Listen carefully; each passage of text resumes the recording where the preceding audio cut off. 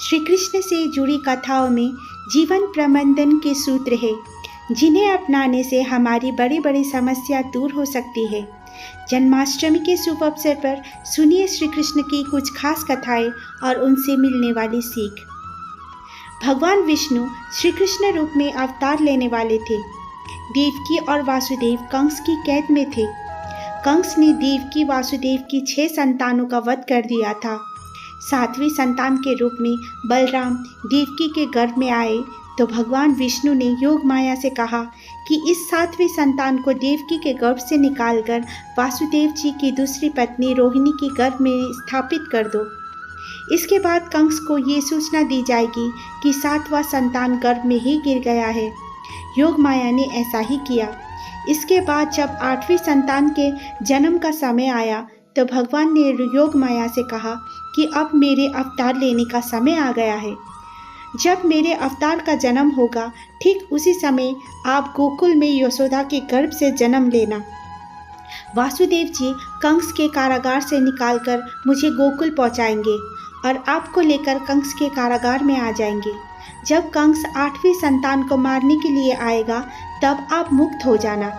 भगवान ने जो योजना बनाई थी उसी के अनुसार श्री कृष्ण का अवतार हो गया था। इस कथा में भगवान ने संदेश दिया है कि जब भी कोई काम करना हो तो उसकी योजना जरूर बनाएं। योजना अच्छी होगी तो सफलता जरूर मिलेगी। बाल कृष्ण माखन चोरी की लीला कर रहे थे। गोकुल के लोग इस वजह से काफ़ी परेशान थे। एक दिन गांव के लोग नंद बाबा और यशोदा के पास पहुंचे और कान्हा की शिकायत करने लगे।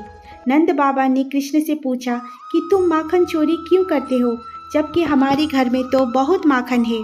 कृष्ण ने कहा कि आप लोग मेहनत से दूध, दही, घी, माखन तैयार करते हैं और फिर ये चीज़ें कर के रूप में दुष्ट कंस को दे देते हैं और इस वजह से गांव के बच्चों को माखन नहीं मिलता है।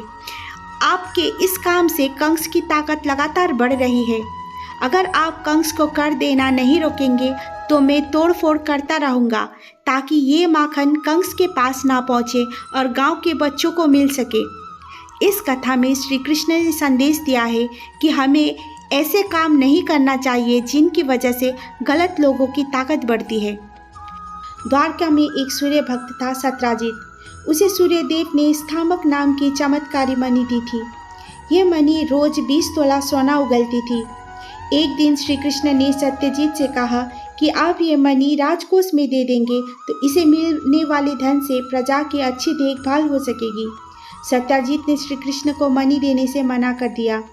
इस घटना के कुछ दिन बाद सत्यजित के भाई प्रसन्नजित ने मणि चुरा ली। प्रसन्नजित मणि लेकर जंगल में भाग गया। जंगल में एक शेर ने प्रसन्नजित को मार दिया और खा गया। मणि जंगल में ही गिर गई। सत्यजित को जब प्रसन्नजित और अपनी मणि नहीं मिली तो उसने श्री कृष्ण पर आरोप लगा दिया कि श्री कृष्ण ने ही मणि चुराई है और मेरे भाई की भी हत्या कर दी है। श्री कृष्ण पर चोरी और हत्या का कलंक लग गया। श्री कृष्ण ने उस समय क्रोध नहीं किया, धैर्य बनाए रखा और इस आरोप को गलत साबित करने के लिए जंगल की ओर चल दिए। जंगल में श्री कृष्ण को शेर के पैरों की निशानी दिखे और निशान के पास हड्डियों का ढेर दिखा। श्री कृष्ण समझ गए कि प्रसन्नजित को शेर ने मार दिया है और मणि यहीं कहीं गिर गई है। श्री कृष्ण मणि खोजते हुए एक गुफा में पहुंच गए। गुफा में जामवंत रहते थे। श्री कृष्ण ने मणि मांगी तो जामवंत ने नहीं दी।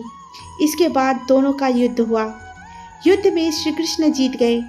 जामवंत समझ गए कि भगवान श्री राम के ही अवतार है।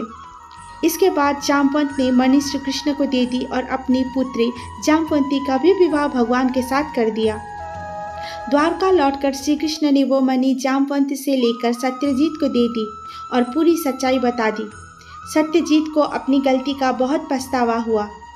इस कहानी से हमें सीख मिलती है कि हमारे ऊपर जब भी झूठे आरोप लगे तो हमें धैर्य नहीं छोड़ना चाहिए, बल्कि शांति से पूरी बात समझे और आरोपों को झूठा साबित करें। महाभारत युद्ध में अर्जुन और कर्ण आमने सामने थे। दोनों दिव्य अस्त्र शस्त्र से लड़ रहे थे। जब जब अर्जुन के तीर के कर्ण के रथ पर लग रहे थे तो कर्ण का रथ बहुत ही पीछे खिसक रहा था। दूसरी ओर जब जब कर्ण के तीर अर्जुन के रथ पर लग रहे थे तो उसका रथ थोड़ा सा ही पीछे खिसकता था। ये देखकर अर्जुन को घमंड हो गया कि उसके बाणों में ज़्यादा शक्ति है। अर्जुन ने ये बात श्री कृष्ण से कही तो कृष्ण भगवान ने कहा कि तुम्हारे बाणों से ज़्यादा शक्ति कर्ण के बाणों में है। भगवान की बातें सुनकर अर्जुन ने कहा कि ये कैसे संभव है, मेरा रथ तो थोड़ा सा ही पीछे खिसक रहा है। श्री कृष्ण ने कहा कि तुम्हारे रथ पर मैं स्वयं बैठा हूँ, ऊपर ध्वज पर हनुमान जी विराजमान है, तुम्हारे रथ के पहिए को शेषनाग ने थाम रखा है। इतना होने के बाद भी कर्ण के बाण ये रथ को पीछे खिसका रहा है, तो इसका मतलब यही है कि उसके बाणों में ज़्यादा शक्ति है। ये बात सुनकर अर्जुन को अपनी गलती का एहसास हो गया और उसका घमंड टूट गया। इस कथा में श्री कृष्ण ने अर्जुन को सीख दी कि कभी अपनी शक्ति पर घमंड नहीं करे और शत्रु को कमज़ोर कभी भी ना समझे। तो दोस्तों, आप लोगों को कैसी लगी ये कहानी? अगर अच्छी लगी हो तो कहानी को लाइक और चैनल को सब्सक्राइब कर दें। तो मिलते हैं आप लोगों से अगली कहानी में। आज के लिए इतना ही। धन्यवाद।